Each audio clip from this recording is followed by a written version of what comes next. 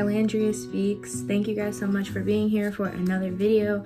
I am so happy that you guys continue to support me, and we are going to get into The Mastery of Love by Don Miguel Ruiz. And before we get into that, I just want to talk about where I am right now.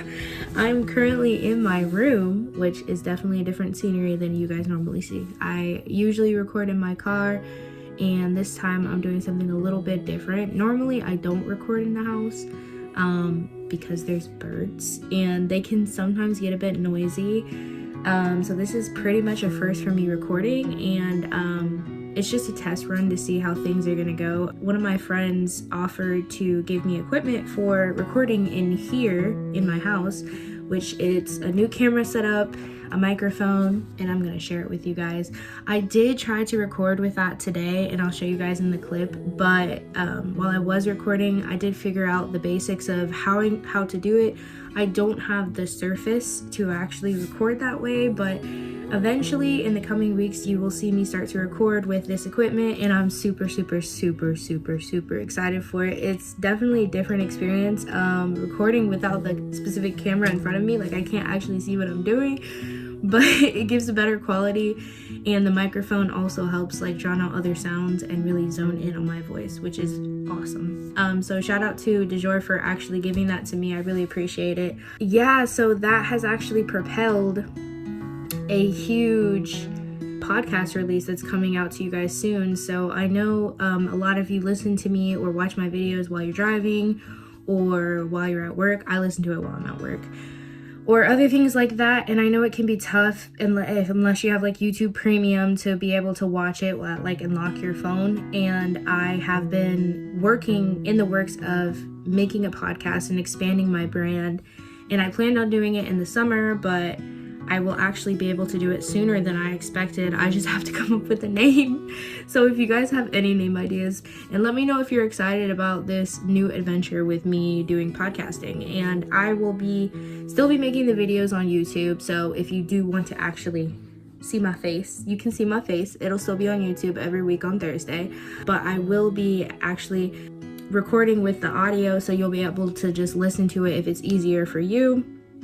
And on top of just having the Thoughtful Thursdays on my podcast, I'll be also having different guests and things like that. So I'm really excited about it. It's going to be other than, what I normally do, which is personal development. It's going to be more self-help based and spiritual based and relationship based. It's more like a lifestyle podcast. So if you're interested, please give me a thumbs up for this video so I know. I'm really excited about it. It's definitely something that's going to I'm going to have to put more effort into doing, which on top of the videos, it's a lot, but I'm super excited to get into it with you guys and help find more people that are interested in what I'm talking about. So I'm really excited. I know that I started this kind of like life update, but this is my actual life update. Within the last week, things have been hectic, and not necessarily in a bad way. I just had a really long weekend. I spent a lot of time with my sister, and I am recording this on Tuesday, so happy birthday, Aurelius. I love you so much. It's my nephew's birthday today, so we had his birthday party, and then we had an event to go to. And before this weekend happened, I was on such a progress or such a level of trying to get things done at a certain time and point. I messed up my sleep schedule. I kind of brought my sleep schedule to a level that kind of messed up the entire process of the weekend for me, and I was extremely tired and exhausted.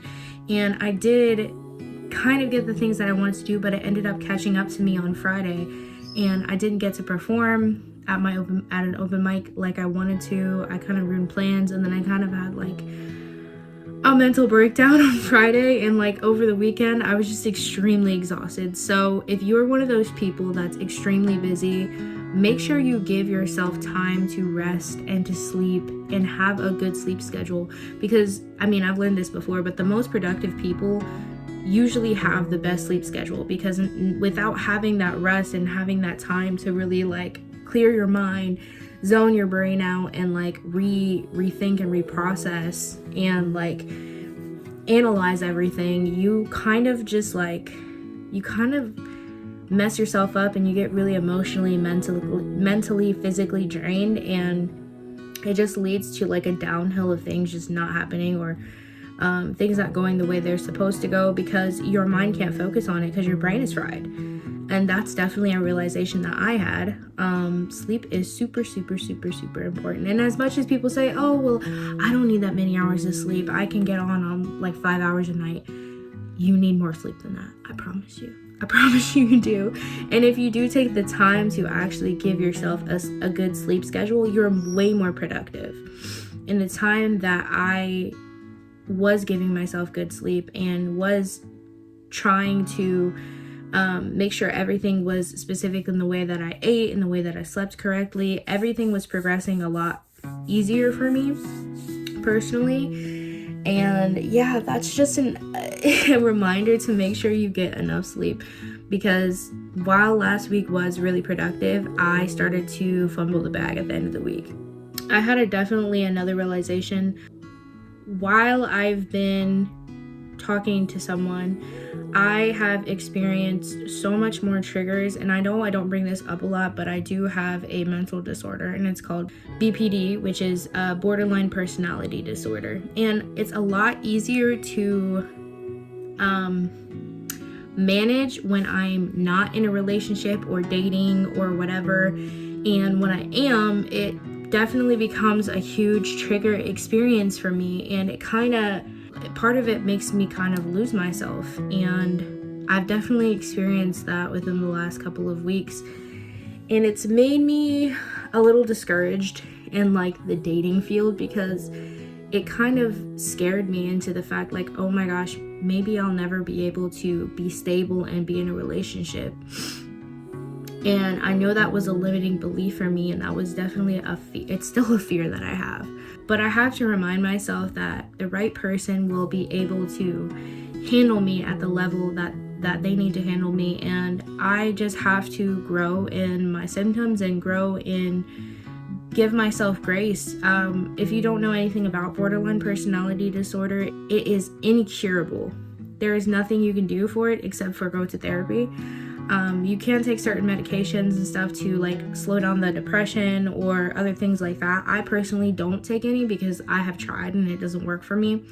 But the thing about it is a personality disorder. So part of it is because my brain has been in such a survivor mode for so long, I react to certain things on impulse. I'm very sensitive to other people that I care about specifically. If they change their tone, I notice it and get upset and have this whole thought process in my brain, and it is a very exhausting disorder.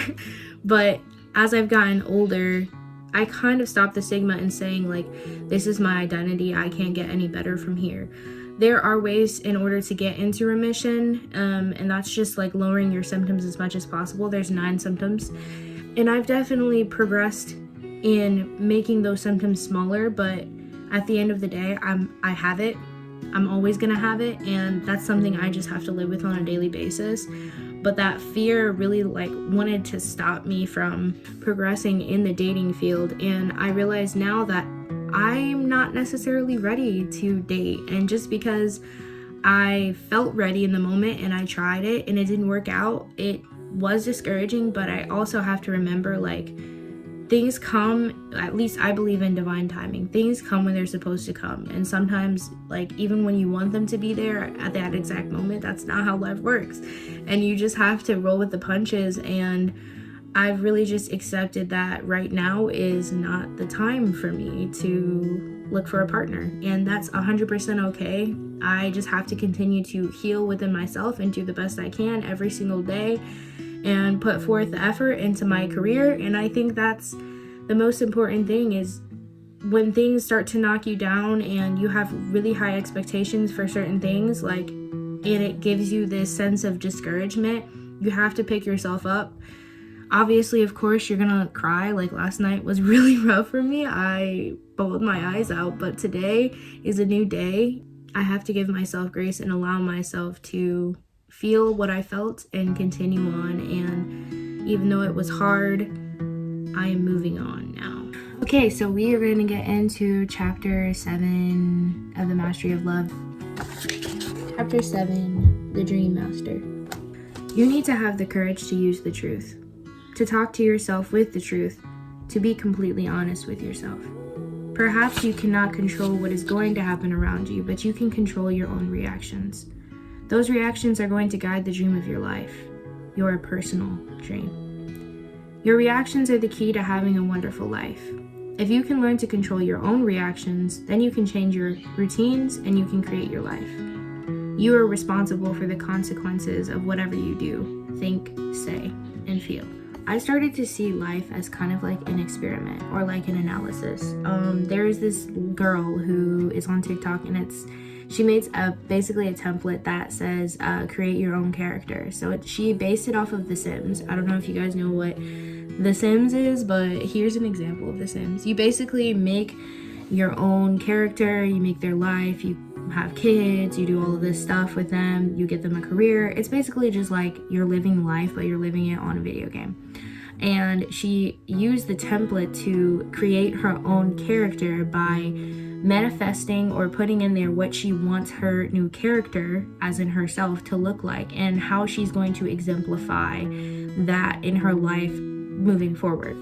And this is kind of like an example of manifestation, because you're putting yourself into a different set of shoes. It's kind of like an experiment where you try something different, see if it has different results or better results than you expect, and if it works, you keep it, and if it doesn't, you don't. I feel like if you start to see life from an analytical point of view, and you start to see it as like a way of like, oh, I can change this and see what happens, or I can change this part of myself and see what happens, or what can I do to make myself better in this way, it starts to become kind of like a game of an experimentation, just to see how the perfect you could be created, if that makes sense.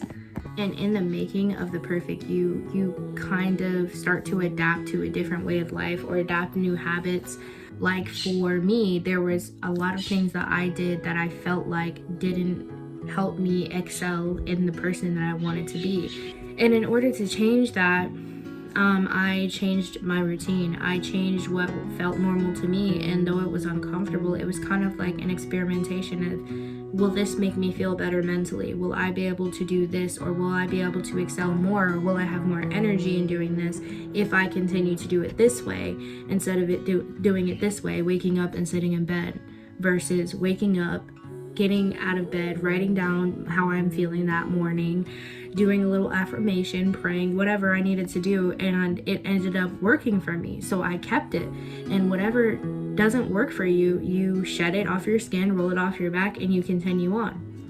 And that's how I started to see life, and how I started to experience with other people. It's the same thing with people. If you're in an interaction with somebody and they constantly make you feel insecure or make you feel weird or uncomfortable just because of how they are as a person, there's nothing wrong with them being them, but it doesn't rub you the right way. So that means that there's something wrong there. So in order for you to fix that, you can either address it with them, or you can just leave it behind and continue to move on into your life. And that's definitely something I've learned as I've continued on. The more you see it that way, the easier it is to let things go. I feel like part of the experience of life is learning that things are always going to change. And in order for you to accept that, you have to start making changes within yourself, and not by force, by choice. Your life is the manifestation of your personal dream. If you can transform the program of your personal dream, you can be a dream master. But to master the dream is a big challenge, because humans become slaves of their own dreams. The way that we learn to dream is a setup. With all the beliefs we have that nothing is possible, it's hard to escape the dream of fear. You have to stalk your own reactions. You have to work with yourself every moment. There are so many times that I have to analyze what I'm saying, or how I'm feeling, or what I need to do in order to process. Like last night per se, I had an argument with somebody, and they were projecting onto me. And normally when something happens like that and I'm at a super low point, I want to do the same thing. I want to just scream and yell and do all of those things in order to make myself feel better. But at the end of the day, I'm going to feel guilt after that situation happens, and I'm going to regret it, because there's so many times that I made the decision to do that, or to physically hurt somebody, or wanting to mentally destroy them just because of the way that they made me feel. But at the end of the day, after that situation happens, I end up feeling like shit, because that's not my character. It felt out of character. So instead of doing what I have normally done many times, I tried something different. And though I was upset in that moment, I'm glad that I reacted the way that I did, because I didn't feel regret in that way. I woke up in the morning, and after I'd processed how I was feeling, I was able to have a discussion that was helpful on both sides. So that is definitely a way that you can start stalking your own reactions. Like, what is your jerk reaction? What is your initial reaction? And instead of just listening to what jerk reaction is, instead of just automatically saying or doing whatever it's saying, think about what you're about to do. And think about if it helps you, if it hinders you, or if it's going to make you regret what you're about to do before you automatically do it. And I've had so many issues with impulses within my life. It's part of having borderline. But as I've learned to start thinking and analyzing my way of life, not even just from knowing that I had borderline, I didn't know I could control my impulses until I realized the more that I sat with things and thought about them, the easier it was for me to react in a healthy way. And the more that you do that and see yourself as an observer, like I said in a few videos back, be an observer of your mind, be an observer of what you think about, of what you're going to say, of what you're going to do, because that's how you know where you're at in life, who you are as a person, and if you want to change that or not. It takes a lot of time and courage, because it's easier to take things personally and react the way you always react. Like I said, I could have taken that situation personally because hurtful things were said. Definitely hurtful things were said, but did I take it personally? No, because I knew at the end of the day, that person was upset and they were just projecting how they felt, and they felt that they needed to vent and take it out on me, and they did. Whether or not it helped them, I didn't take it to such a level where I was like, oh, this is who I am now just because they said that. Like, this is what I am. Usually they're just trying to throw emotional poison at you to make themselves feel better, and they're not doing that consciously, they're doing it subconsciously. But either way, a lot of the times it's easy to take things personally when people are trying to hurt you intentionally, or trying to just get all of that poison out of them. It's easier to just be like, oh, well, they just hate me now, or forget them, like, even though they said those things. Or you can really believe them, start to believe them. Well, I guess I am that, and I guess I am this and that, because one person told you.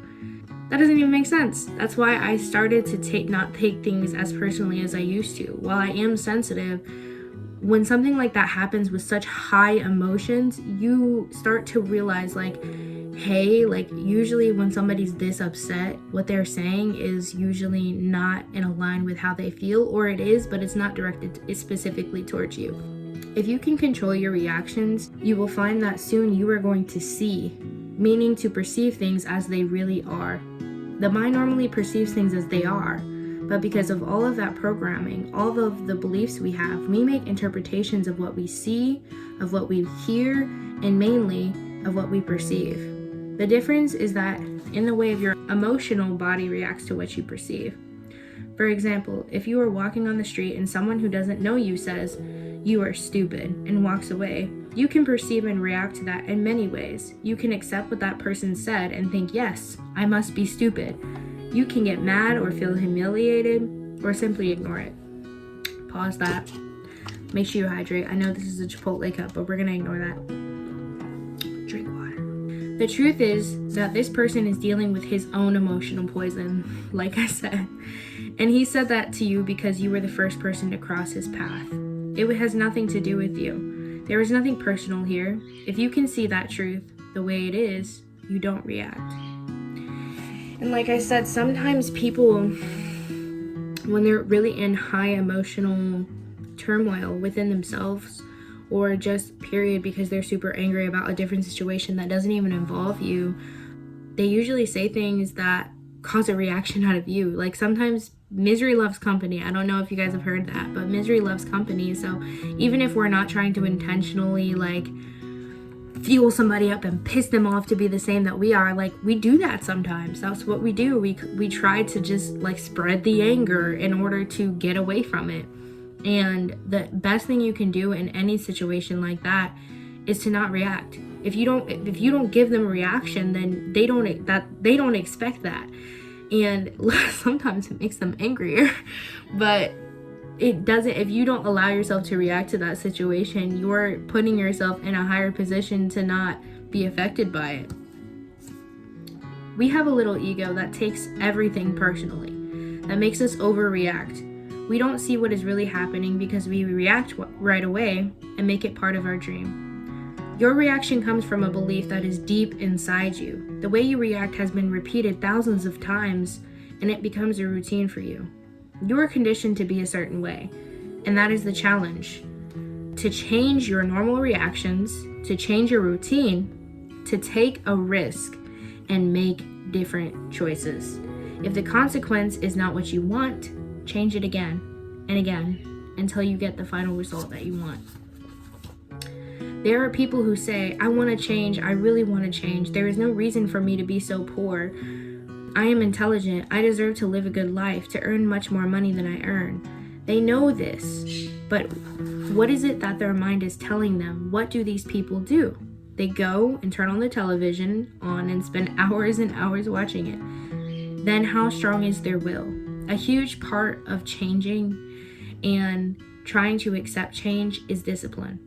When you learn that something is not for you, it's easy to go back into old habits and to do the things that are comfortable and normal to you. But when you have the discipline to stay and stand firm in what you believe and continue to change, that is when things really start to shift within your life. Once we have awareness, we have a choice. If we could have that awareness all the time, we could change our routines, change our reactions, and change our entire life. Once we have the awareness, we recover free will. When we recover free will, in any moment, we can choose to remember who we are. Then, if we forget, we can choose again if we have the awareness. Becoming aware is about being responsible for your own life. You are not responsible for what is happening in the world. You are responsible for yourself. You didn't make the world the way it is. The world was already the way it is before you were born. The real mission you have in life is to make yourself happy. And in order to be happy, you have to look at what you believe. And in order to be happy, you have to look at what you believe, the way you judge yourself, the way you victimize yourself. Be completely honest about your happiness. Everything is there for us, but first we need to have the courage to open our eyes, to use the truth, and to see what really is. Humans are so blind, and they are blind because they don't want to see. I have said this a few times before, but a lot of the times I knew what I ultimately needed to do in order for me to get better. But I blinded myself. I dug myself in the sand because it was easier. We don't necessarily want to see the things that people are pointing out to us. I have issues with pointing things out to people that they don't necessarily want to see either. A lot of the times people already know what's underneath the layers that they need to fix, but they don't really want to fix them. And when they're pointed out, it's another reminder that, hey, this is there, this needs to be fixed. All that suffering occurs because we don't want to see, when it is clear to see before our eyes. Even when we meet someone and he tries to pretend to be the best he can, even with that false mask, he cannot avoid presenting the lack of love, the lack of respect he has. But we don't want to see it, and we don't want to hear. This is why an ancient prophet once said, "There is no worse blind man than the one who doesn't want to see. There is no worse deaf man than the one who doesn't want to hear. And there is no worse madman than the one who doesn't want to understand." We are so blind, we really are, and we pay for that. But if we open our eyes and see life as it is, we can avoid a lot of emotional pain. We are alive, and we need to take risk, and if we fail, so what? We learn and we move on without judgment. We need to just accept the truth and intend a new beginning. If we can see ourselves the way we are, that is the first step towards self-acceptance, towards stopping self-rejection.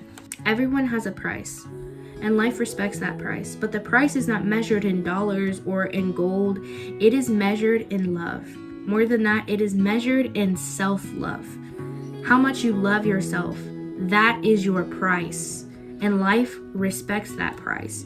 When you love yourself, your price is very high, which means your tolerance for self-abuse is very low. It's very low because you respect yourself. You like yourself the way you are, and this makes your price higher. If you don't like the things about yourself, your price is a little lower. Sometimes the self-judgment is so strong that people need to be numb just to be with themselves. If you don't like a person, you can walk away from that person. If you don't like a group of people, you can walk away from those people. But if you don't like yourself, it doesn't matter where you go. You are right there. To avoid being with yourself, you need to take something to numb you, to take your mind away from yourself. Perhaps alcohol is going to help. The self-abuse can get much worse. There are people who really feel self-hatred. They are self-destructive, killing themselves little by little because they don't have the courage to kill themselves fast. If you observe self-destructive people, you will see they attract people just like them. What do we do if we don't like ourselves? We try to get numb with alcohol to forget our suffering. People just like us. We go to a bar and drink, and guess who's going to be there? People like us, who try to avoid themselves also, who also try to get numb. We numb together. We even start to enjoy it. We understand each other perfectly because we vibrate in the same frequency. We are both being self-destructive. Then I hurt you, you hurt me, a perfect relationship in hell. For whatever reason, you no longer need the alcohol. It's okay now to be with yourself and you really enjoy it. You no longer drink, but you have the same friends and everyone's drinking. They get numb. They start to get happier, but you can clearly see that their happiness is not real. What they call happiness is a rebellion against their own emotional pain. In that happiness, they are so hurt that they have fun hurting other people and hurting themselves. You no longer fit in. And of course, they resent you because you are no longer like them. Now you have to make a choice. You can step back, or you can go to another level of frequency and meet people who finally accept themselves like you do. You find there is another realm of reality, a new way of relationship, and you no longer accept certain kinds of abuse. I have said this many a times, but the frequency that you are on, or the frequency that you resonate with in that energy, people who are on your frequency normally are going to be attracted to you, and people who have a lower frequency are also going to be attracted to you. So the best thing that you can do is recognize who's on your level, who's on your frequency, and keep them in your circle. And if they're not in your frequency, you're going to either have to help them if you want to help them, or if they're in such a destructive state that they want to make you lower your frequency in order to meet you with them, you have to let them go. And that can be difficult, especially for people like me who really want to help people and encourage people to get better, but ultimately the only person that can help them is themselves. It's definitely a battle. And therapy also. A therapist can help them. But otherwise, you have to make sure that beyond anything, you prioritize yourself and make sure that you're happy no matter what situation you're in. And even if that means hurting other people by letting them go, because your happiness at the end of the day is the most important thing, because you're the only one living your life. Thank you so much for being here with me, and I really appreciate it. I hope you enjoyed the new scenery. I will see you guys here next week for the Mastery of Love on chapter 8. We are 5 episodes away from finishing the Mastery of Love, and I'm sad to see this book go. And there's a lot more in there. I hope you guys have enjoyed this mini series of the Mastery of Love. I really love this book, and if you still haven't bought it, make sure you check it out so you can read it yourself. And I can't wait to see you guys next week. I am out of here. Peace.